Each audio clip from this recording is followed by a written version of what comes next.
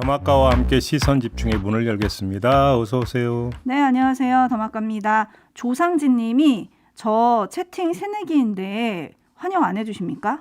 어제부터 시작했는데요. 라고 하셨는데 왜 빼놨어요? 죄송합니다. 서운하게. 제가 모든 촌철님들의 댓글을 보고 있는데 살짝 놓쳤나 봐요. 조상진 님 환영합니다. 네, 반갑습니다. 그리고 네. 청출어람이라는 말이 있는데 제이비보다 나은 촌철님을 발견했습니다. 오.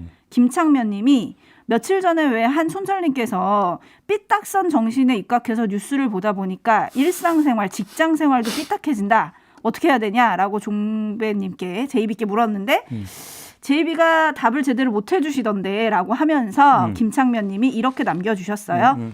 제가 생각하는 삐딱선 정신은 잘못된 것을 올바르게, 올바른 것을 올바르게 보는 겁니다. 그리고 지난번에 제이비께서 얘기했죠. 자신을 돌아보라.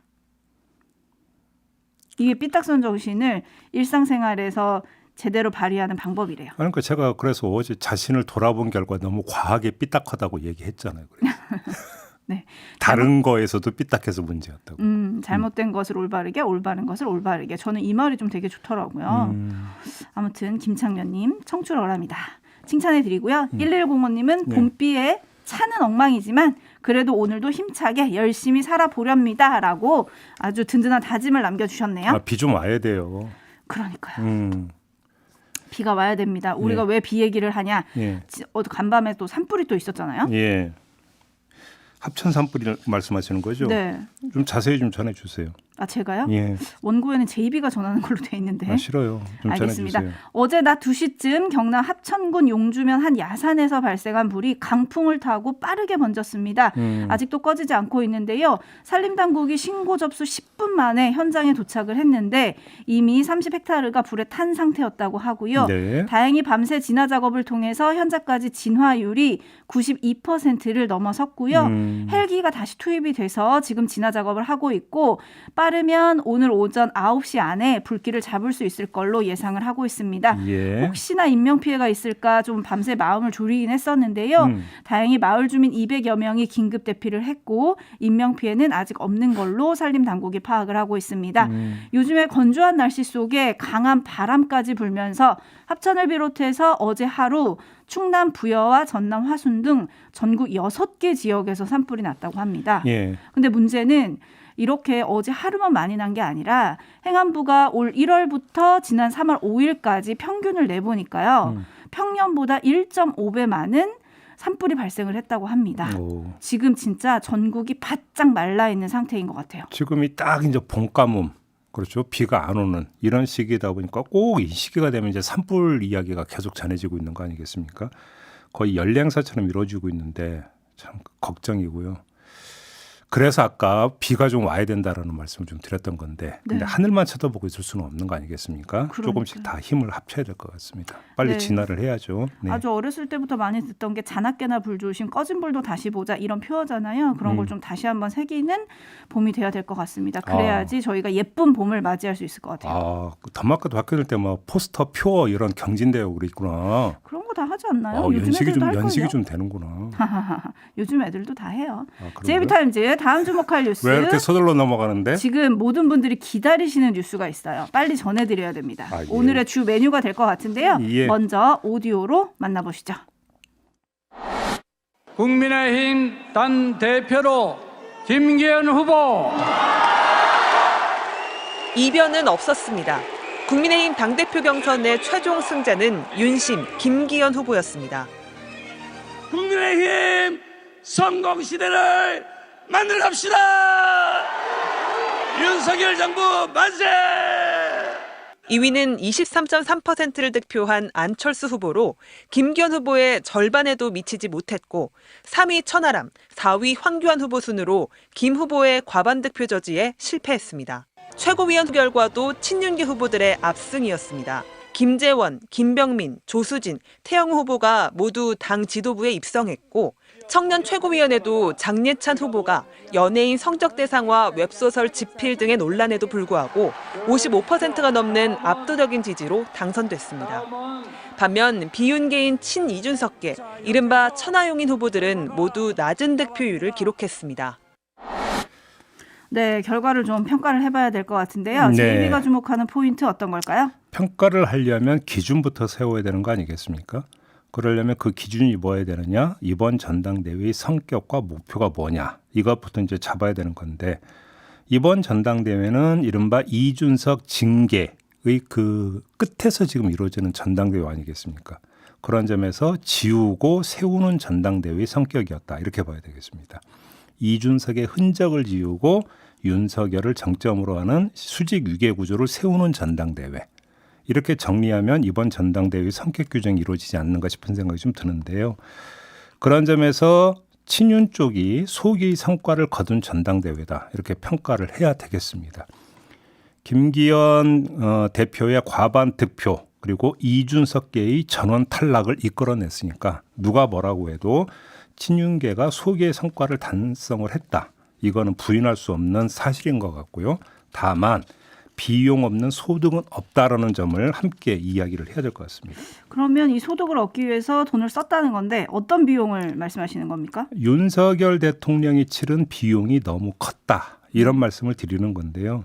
가장 큰 비용이 뭐였느냐? 윤석열 대통령의 속내가 투명할 정도로 드러났다는 점. 저는 이걸 꼽고 싶은데 그렇게 투명하게 드러난 속내가 한마디로 뭐였냐?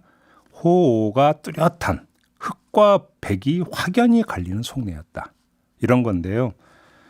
예를 들어서 대선 때 후보 단일화의 상대였던 안철수 의원도 같은 고시원에서 같이 고시 공부를 했다는 나경원 전 의원도 받아들이지 못하는 그리고 받아들이지 않는 그 속내를 두고 하는 이야기입니다. 이걸 똑똑히 지켜본 국민의힘 정치인들이 어떤 생각을 할까? 이걸 한번 봐야 될 것 같은데 일단은 윤석열 대통령의 바람대로 될 것입니다. 윤석열 대통령이 어제 이런 말을 했었죠. 이거 잠깐 들어보시죠. 존경하는 당원 동지 여러분, 이 나라의 위기 그리고 당의 위기를 정치적 기회로 악용하면 절대 안 됩니다. 우리는 어떠한 부당한 세력과도 주저하지 말고 두려워하지 말아야 됩니다. 그것이 우리 당이 국민으로부터 더욱 사랑받는 길입니다. 새로 선출될 지도부와 우리 모두가 하나가 되어야 합니다. 우리 국민의힘 당내 선거에서는 승자도 패자도 없습니다. 우리 당 구성원 모두 첫째도 국민, 둘째도 국민, 셋째도 국민만을 생각하고 함께 전진해야 합니다. 네.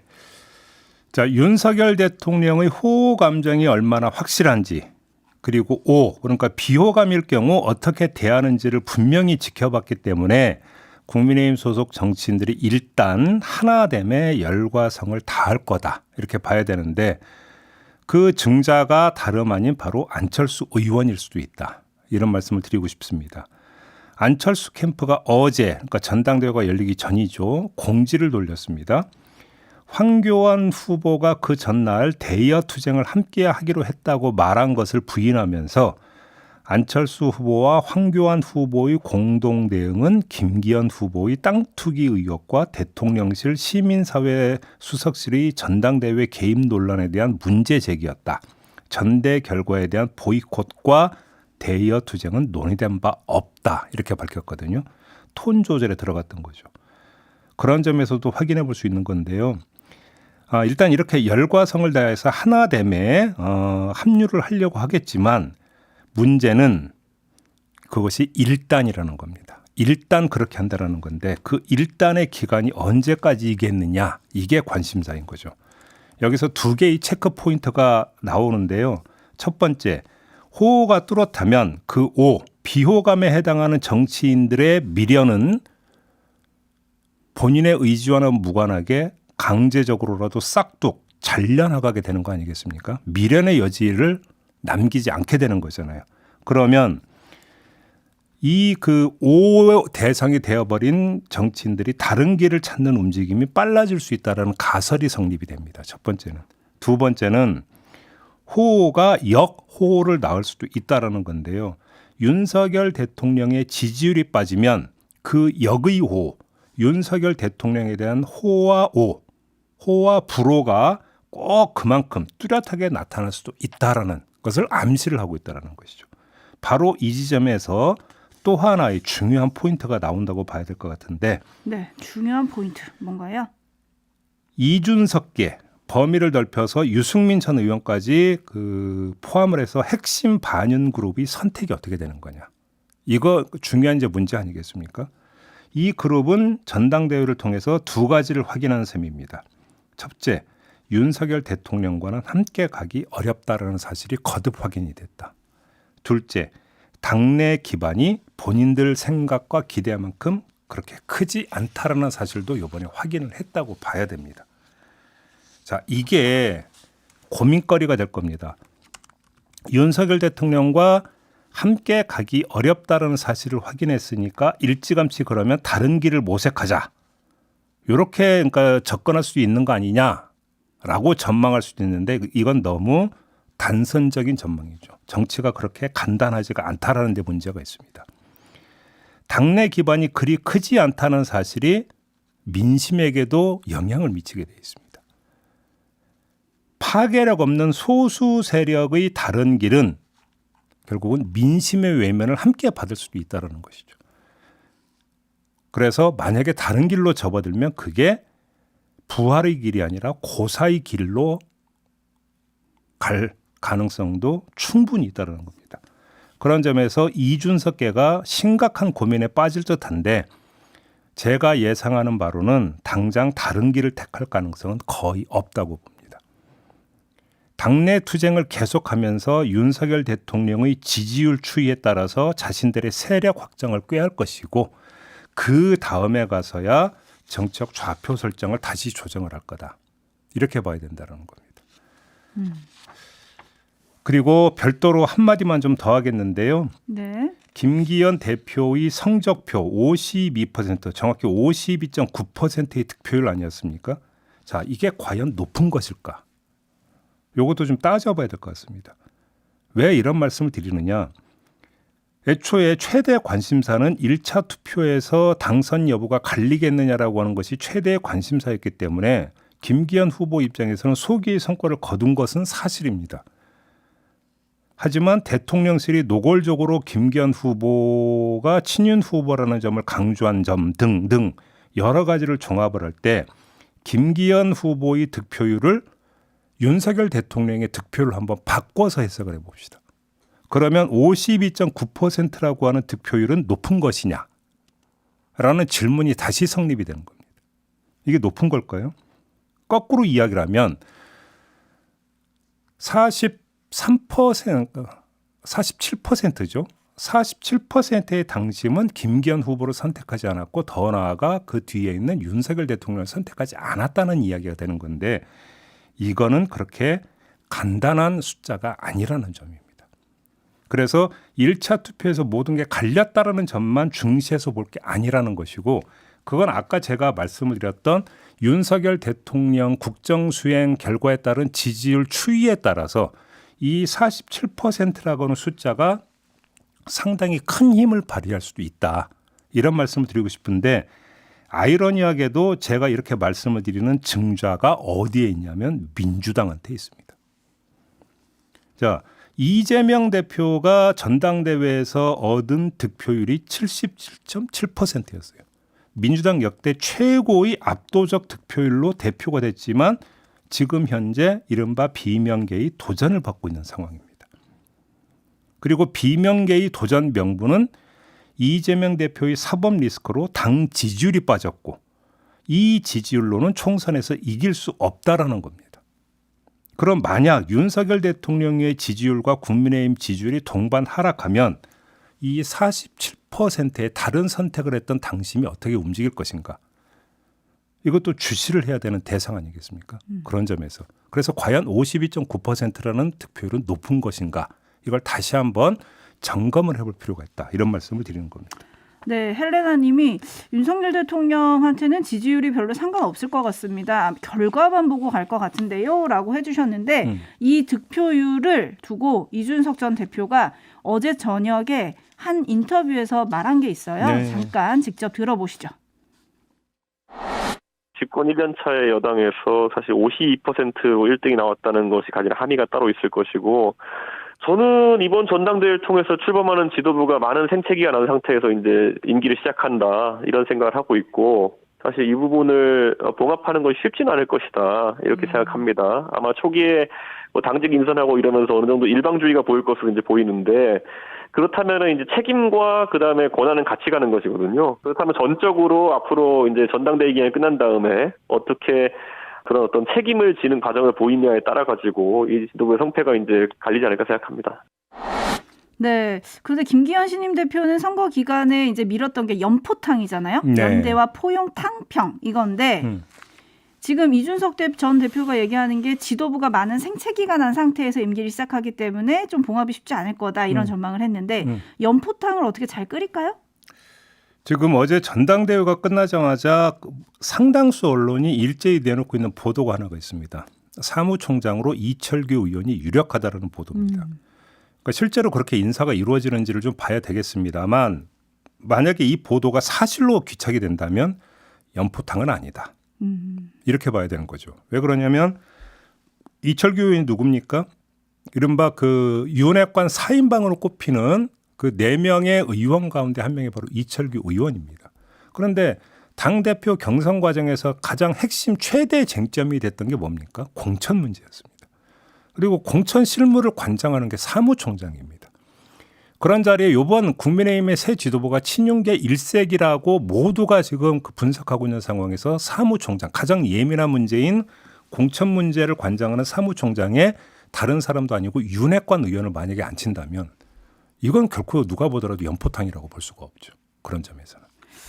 이어질 당직 인선을 좀 봐야 된다. 이 말씀을 지금 포인트로 짚어주셨는데 아무튼 국민의힘 새 지도부가 이제 진용을 갖춘 거 아니겠습니까? 네. 이재명 대표도 뭐 빠른 시간에 만나겠다. 김기현 새 대표가 그렇게 얘기를 했던데 대화 관계는 좀 어떨까요?